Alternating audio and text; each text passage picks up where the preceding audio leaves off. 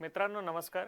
महाराष्ट्र आरोग्य सेवा आयुक्तालयातर्फे 2019 ची जी मेगा पदभरती प्रलंबित आहे त्याबद्दल एक महत्त्वाची घोषणा करण्यात आलेली आहे आणि त्या घोषणेनुसार लवकरच ही रखडलेली पदभरती जी आहे किंवा भरती प्रक्रिया जी आहे ती लवकरच आता पूर्णत्वास जाणार आहे. याचाच अर्थ ही परीक्षा होणार आहे.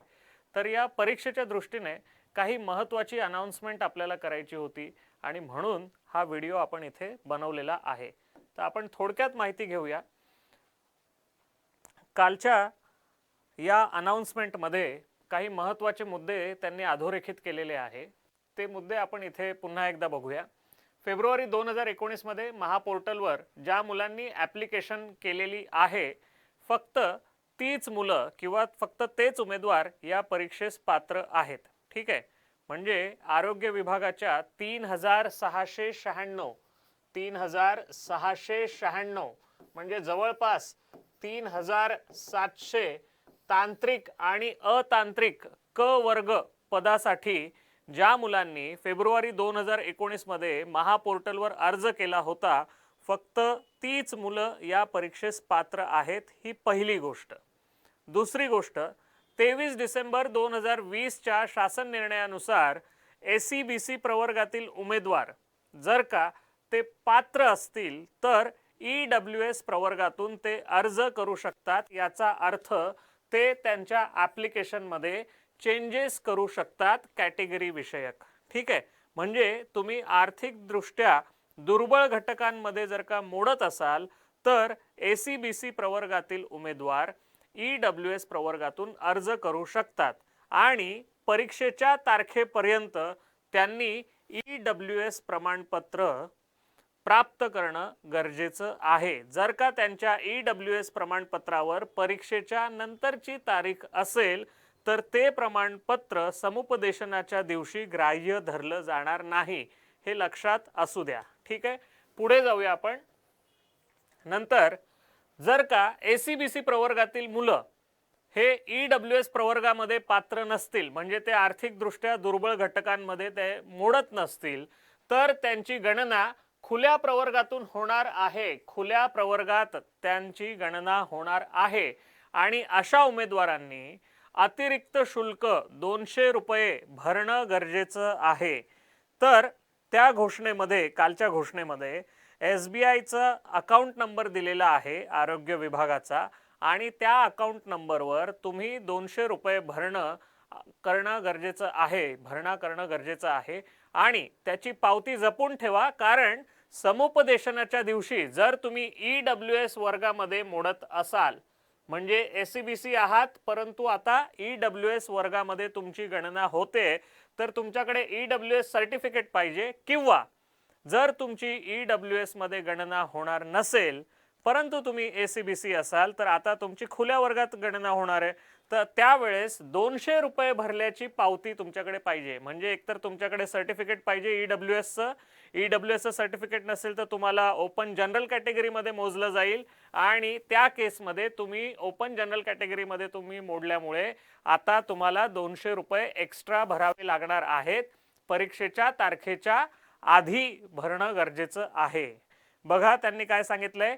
परीक्षेच्या दिनांकानंतरचे प्रमाणपत्र EWSचे खास करून बरं का जी मुलं SEBC आहेत त्या प्रवर्गातील मुलांसाठी ही सूचना आहे. SEBC वर्गातील मुलांनी EWSचं सर्टिफिकेट काढून घ्या परंतु त्याची तारीख परीक्षेच्या तारखेच्या आधीची पाहिजे आणि शुल्क भरायचं असेल म्हणजे जी मुलं SEBC प्रवर्गात आहेत परंतु EWS मध्ये ते जाऊ शकत नाहीत ते ओपन जनरल मधनं फॉर्म भरावा लागेल त्यांना. त्यांची गणना आपोआप ओपन जनरल मधनं होणार आहे. त्या मुलांनी शुल्क 200 रुपये एक्स्ट्रा भरायचे. ती पावती स्वतःकडे ठेवायची आहे आणि समुपदेशनाच्या दिवशी हे दोन्ही डॉक्युमेंट जे ॲप्लिकेबल आहे एक तर सर्टिफिकेट EWSचं नाहीतर 200 रुपयाची पावती तुम्हाला सबमिट करायची आहे. ठीक आहे. तर मग आता एकूण 54 पदांचा उल्लेख आहे. तर ती 54 पदं इथे समोर आपण लिहिलेली आहेत आणि वेकन्सीज सुद्धा किती आहेत हे तुमच्या समोर आहे. ही स्क्रीन तुम्ही थांबवून या पदांची माहिती घेऊ शकता. आता फेब्रुवारी 2019 ला आपण फॉर्म भरलेला आहे. त्यामुळे आपल्याही लक्षात नसेल की किती पदं होती, त्यामुळे बघून घ्या. नव्याने तुम्हाला फॉर्म भरता येणार नाहीये. फेब्रुवारी 2019 मध्ये ज्यांनी फॉर्म भरला त्यांच्यासाठीच ही परीक्षा आहे. ठीक आहे. सध्या तरी गव्हर्नमेंटने मुलांना नव्याने फॉर्म भरायची परवानगी दिलेली नाहीये. ठीक आहे. तर अशा प्रकारे हे एकूण 53 पदं इथे आहेत. त्यापैकी ज्युनियर क्लर्क आणि सिनियर क्लर्क ही दोनच पदं अतांत्रिक किंवा नॉन टेक्निकल आहेत आणि बाकीची सर्व पदं 52 पदं ही तांत्रिक किंवा टेक्निकल आहेत. यामध्ये सर्वात जास्त जर का कुठल्या वेकन्सीज असतील तर ती मल्टीपर्पज हेल्थ वर्कर्सच्या आहेत आणि त्याच्या खालोखाल नर्सेसच्या वेकन्सीज आहेत. ठीक आहे. तर या अशा टोटल वेकन्सीज होत्या. आता आपण अनाउन्समेंट जी झालेली आहे परीक्षेबद्दलची, ती परीक्षा कशी असेल, किती प्रश्न असेल, टेक्निकल पदांसाठी प्रश्नपत्रिकेचं स्वरूप कसं असेल, नॉन टेक्निकल पदांसाठी प्रश्नपत्रिकेचं स्वरूप कसं असेल, ड्रायव्हरसाठी प्रश्नपत्रिका कशी असेल, याकडे आपण आता वळूया. ठीक आहे. तर ही ग्रुप सी रिक्रुटमेंट आहे. एकूण 50 केडर आणि 54 पोस्ट आहेत. ठीक आहे. आता गट क पदांसाठी 200 गुणांची म्हणजे 200 मार्क्स, 200 मार्क्स. ठीक आहे. संगणकीकृत पद्धतीने परीक्षा घेण्यात येईल. म्हणजे तुमची एग्जाम कशी असणार आहे? ऑनलाईन एग्जाम असणार आहे. कशी असणार आहे? ऑनलाईन. प्रश्नपत्रिका वस्तुनिष्ठ बहुपर्यायी स्वरूपाची असेल. म्हणजे मल्टिपल चॉईस क्वेश्चन, MCQ. प्रत्येक प्रश्नास जास्तीत जास्त 2 गुण म्हणजे 2 मार्क्स आहेत. आता आपण नॉन टेक्निकल पोस्ट म्हणजे लिपिक आणि कनिष्ठ लिपिक, वरिष्ठ लिपिक आणि कनिष्ठ लिपिक या पदांकडे येऊया. त्या पदांसाठी मराठी, इंग्रजी, सामान्य ज्ञान आणि बौद्धिक चाचणी असे 4 विषय आहेत. प्रत्येक विषयावर 25 प्रश्न आणि त्या 25 प्रश्नाला प्रत्येकी 2, यानुसार 50 मार्क्स असा 200 मार्कांचा पेपर असणार आहे. म्हणजे थोडक्यात 100 प्रश्न, 200 मार्क, 4 सेक्शन, प्रत्येक सेक्शनला 25 प्रश्न आणि त्याला प्रत्येकी 2 मार्क, यानुसार 50 मार्काचं एक सेक्शन आणि 200 मार्कांचा पेपर. ठीक आहे. तांत्रिक संवर्गातील पदांसाठी मराठी, इंग्रजी, सामान्य ज्ञान आणि बौद्धिक चाचणी या विषयांवरील प्रश्नांकरिता प्रत्येकी 30 गुण म्हणजे किती प्रश्न आले मित्रांनो? 15 प्रश्न आले. मराठीवर 15, इंग्रजीवर 15, GK वर 15 आणि इंटेलिजन्स टेस्टवर 15. ठीक आहे. आणि 80 गुण हे विषयावर आधारित म्हणजे 40 प्रश्न, त्याला प्रत्येकी 2 मार्क्स, यानुसार 80 मार्क्स. आणि हे 4 सेक्शनवर 15 चोक 60 म्हणजे 120 मार्क्स. हे 120 आणि 80 200 मार्क्स. ठीक आहे. आणि ड्रायव्हरसाठी मित्रांनो 200 मार्कांची त्याची जनरल एक्झाम होईल आणि त्याची व्यावसायिक चाचणी 40 मार्कांची असणार आहे. ठीक आहे. आणि या प्रत्येक परीक्षेला तुम्हाला 2 तास आहेत. किती? 2 तास. 2 तासात तुम्हाला 100 प्रश्न सोडवायचे आहेत, ज्याला 200 मार्क्स आहेत. फक्त ज्युनियर क्लर्क आणि सिनियर क्लर्कला मराठी, इंग्रजी, सामान्य अध्ययन आणि बुद्धिमत्ता चाचणी असे 4 विषय आहेत. वेअर ॲज बाकीच्या सर्व टेक्निकल पोस्टला या 4 विषयांशिवाय त्यांचे सब्जेक्ट स्पेसिफिक पेपरवर सुद्धा काही प्रश्न विचारले जाणार आहेत. आता आपण पुढे जाऊया. इथे मी मगाशी सांगितलं तसं ज्युनियर आणि सिनियर क्लर्कला मराठी, इंग्रजी, सामान्य अध्ययन आणि बौद्धिक चाचणी असे 4 विषय आहेत. प्रत्येक विषयावर 25 प्रश्न, याप्रमाणे एकूण 100 प्रश्न आणि त्याला 200 मार्क्स. हा पेपर 120 मिनिटांचा म्हणजे 2 तासांचा आहे.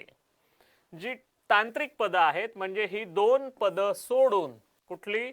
वरिष्ठ आणि कनिष्ठ लिपिक ही 2 पदं सोडून बाकीच्या तांत्रिक पदांसाठी मराठी, इंग्रजी, सामान्य अध्ययन आणि बौद्धिक चाचणी यावर प्रत्येकी 15 प्रश्न विचारली जाणार आहेत. त्याला म्हणजे थोडक्यात ते 15 चोक 60 प्रश्न, 120 मार्क्स झाले. आणि तुमचं जे टेक्निकल नॉलेज आहे विषयाधारित, त्यावर 40 प्रश्न, त्याला 80 मार्क्स. अशा प्रकारे एकूण 100 प्रश्न आणि 200 मार्क्स आहेत. याला सुद्धा तुम्हाला 2 तास आहेत म्हणजे 120 मिनिटं आहेत. चलो मग आता सिलेबस काय आहे? जो कॉमन सिलेबस आहे मराठी, इंग्लिश, सामान्य अध्ययन आणि बौद्धिक चाचणीचा, तो आपण बघूया.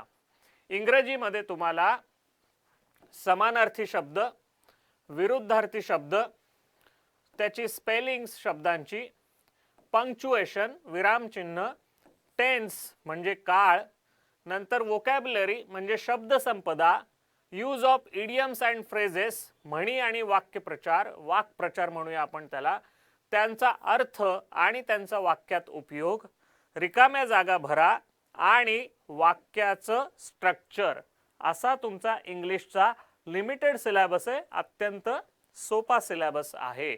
तरी देखील बऱ्याच विद्यार्थ्यांना इंग्रजीची भीती वाटते आणि ती अनाठाई नाहीये, कारण बऱ्याच विद्यार्थ्यांचं इंग्रजी कच्चं असतं. मराठी व्याकरणाचा सिलेबस आपण बघूया. वाक्य रचना, शब्दार्थ, प्रयोग, समानार्थी शब्द, विरुद्धार्थी शब्द, भाषेचं सौंदर्य, उपमा, अलंकार, म्हणी, वाक्प्रचार, त्यांचा अर्थ, त्यांचा वाक्यात उपयोग, सर्वसामान्य शब्द संग्रह, प्रसिद्ध पुस्तके आणि त्यांचे लेखक, योग्य जोड्या लावा. मराठीचा सुद्धा लिमिटेड आणि सोपा सिलेबस आहे. सामान्य ज्ञानचा सिलेबस मात्र थोडासा वास्ट आहे. काय काय आहे त्यामध्ये? त्यामध्ये चालू घडामोडी आहेत भारतातल्या आणि महाराष्ट्र राज्यातल्या, म्हणजे आंतरराष्ट्रीय चालू घडामोडींवर प्रश्न विचारले जाणार नाहीत.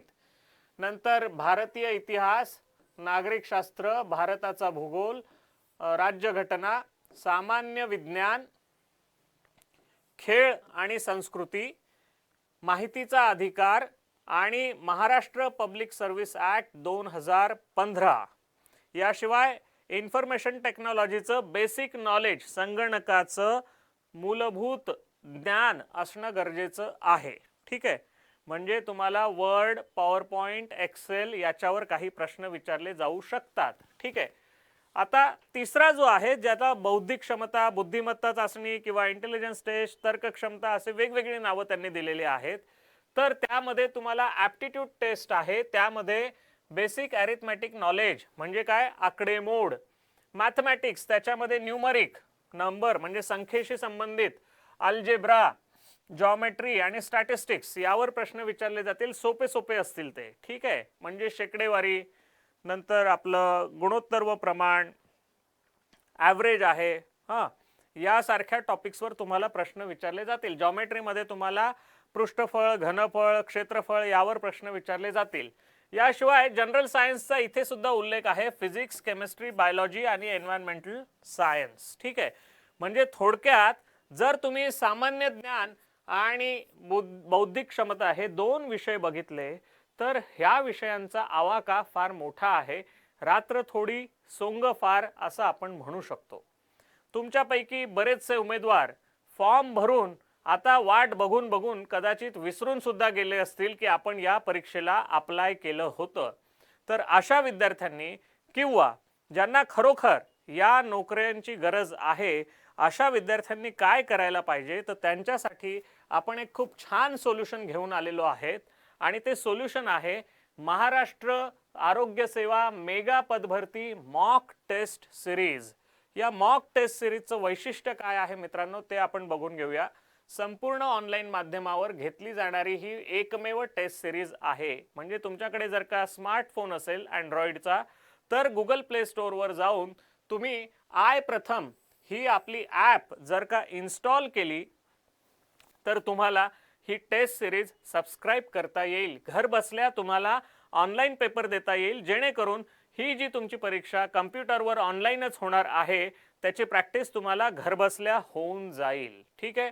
वर्ग 1 अधिकाऱ्यांकडनं आपण या प्रश्नपत्रिका ड्राफ्ट करून घेतलेल्या आहेत, डिझाईन करून घेतलेल्या आहेत. आणि सगळ्यात महत्त्वाचं, MPSCचा जो पॅटर्न असतो डिफिकल्टी लेवलच्या बाबतीत आणि महाराष्ट्र आरोग्य सेवा विभागाने ज्याप्रमाणे ठरवून दिलेलं आहे त्याप्रमाणे आपण पेपरची ड्राफ्टिंग केलेली आहे मित्रांनो या टेस्ट सिरीजची. ठीक आहे. बदलत्या पॅटर्ननुसार आपण काय केलेले आहेत, काही प्रश्न सोपे, काही मध्यम आणि काही अत्यंत अवघड असे क्वालिटीचे दर्जेदार प्रश्नांची आपण निवड केलेली आहे. आणि सगळ्यात महत्त्वाचं, प्रत्येक टेस्ट सिरीजचं आपण ॲनालिटिकल व्हिडिओ तुम्हाला ऑफर करणार आहोत. म्हणजे तुम्ही टेस्ट सिरीज मधली कुठलीही टेस्ट दिली की लगेच त्याचं सोल्युशन तुम्हाला बघताना एक व्हिडिओ तुम्हाला प्रोव्हाइड केला जाईल की त्या व्हिडिओमध्ये त्याचं सोल्युशन आणि एक्सप्लेनेशन चांगल्या प्रकारे दिलेलं असेल. तर हे या टेस्ट सिरीजचं वैशिष्ट्य आहे. आता गंमत बघा मित्रांनो, हे सगळं आपण फक्त 149 रुपये प्लस GST मध्ये देत आहोत. ठीक आहे. आता हे टेस्टचं एकूण शेड्यूल आहे. ठीक आहे. तर शेड्यूल कसं आहे, 24 जानेवारी पासून आपण टेस्ट सिरीज सुरू करत आहोत. ठीक आहे. 24 जानेवारी पासून आपण ही टेस्ट सिरीज सुरू करत आहोत.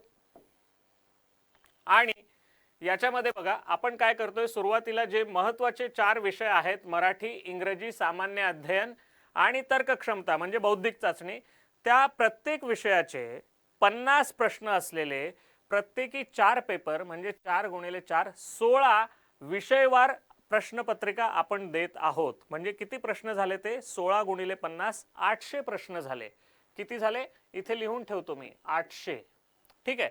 त्याच्यानंतर आपल्या फुल लेंथ मॉक टेस्ट सुरू होतील. 1 2 3 4 अशा प्रकारे एकूण 10 मॉक टेस्ट, म्हणजे त्या 10 गुणिले 100 1000 असे 1000 प्लस 800 एकूण 1800 प्रश्नांची मॉक टेस्ट सिरीज आपण मुलांना नाममात्र शुल्कात देत आहोत. फक्त 149 रुपये प्लस GST इतकंच. ठीक आहे. तुम्हाला काय करायचं आहे, आय प्रथम ही ॲप गुगल प्ले स्टोअर वरनं तुम्हाला इन्स्टॉल करायची आहे त्यासाठी. ठीक आहे. सगळ्यात महत्त्वाचं. तर मला वाटतं ही माहिती पुरेशी आहे. तर पुन्हा एकदा तुम्हाला सांगतो की ही परीक्षा आता होऊ घातलेली आहे. येत्या 2 महिन्यामध्ये ही परीक्षा कधीही होऊ शकते आणि त्यासाठी तुम्ही पूर्ण तयारीने त्या परीक्षेला सामोरं जायला पाहिजे. ऑनलाईन टेस्ट असल्यामुळे मला असं वाटतं की तुम्ही ऑनलाईन त्या परीक्षेची तयारी करणं खूप गरजेचं आहे आणि त्यासाठी आय प्रथम तुम्हाला जी संधी ऑफर करत आहे ती तुम्ही दोन्ही हातांनी घ्यायला पाहिजे असं मला वाटतं. कारण फक्त जेमतेम 149 रुपयामध्ये 1800 चांगले प्रश्न तुम्हाला सॉल्व्ह करायला मिळत आहेत घर बसल्या आणि त्या प्रश्नांचं सोल्युशन तुम्हाला व्हिडिओद्वारे पुरवलं जाणार आहे. यापेक्षा आणखी मला वाटत नाही की चांगल्या गोष्टी तुम्हाला मिळू शकतात. त्यामुळे आता या व्हिडिओशी संबंधित काही गोष्टी डिस्क्रिप्शनमध्ये कमेंट सेक्शनमध्ये आपण टाकणार आहोत. त्या कुठल्या कुठल्या आहेत ते बघा. पहिलं की ही परीक्षा कशा प्रकारे होणार आहे आणि किती जागा आहेत किंवा किती पदं आहेत, वेगवेगळे केडर आणि पोस्ट, त्यांचा सिलेबस या संबंधीचं जे PDF आहे ते आपण शेअर करतोय. प्लस काल ज्या 4 जाहिराती आल्या होत्या त्या जाहिराती सुद्धा आपण त्यासोबत ॲड करत आहोत. SBIच्या कुठल्या खात्यावर तुम्हाला पैसे जमा करायचे आहेत आरोग्य विभागाने सांगितल्यानुसार त्या खात्याचा नंबर सुद्धा आपण कमेंट सेक्शनमध्ये तुमच्या रेडी रेफरन्ससाठी टाकणार आहोत. तर हे 5ही PDF आधी नीट डाउनलोड करा, वाचून घ्या आणि मग नंतर तुम्ही निर्णय घ्या. ठीक आहे. मला वाटतं एवढं पुरेसं आहे. आज आपण इथेच थांबूया. जास्तीत जास्त गरजू मुलांपर्यंत हा मेसेज जाऊ द्या आणि ही ॲप इन्स्टॉल करून हे मॉक टेस्ट सिरीजचं जे पॅकेज आहे ते तुम्ही लवकरात लवकर सबस्क्राईब करा आणि परीक्षा द्यायला सुरू करा. ठीक आहे. थांबूया इथेच आपण. धन्यवाद.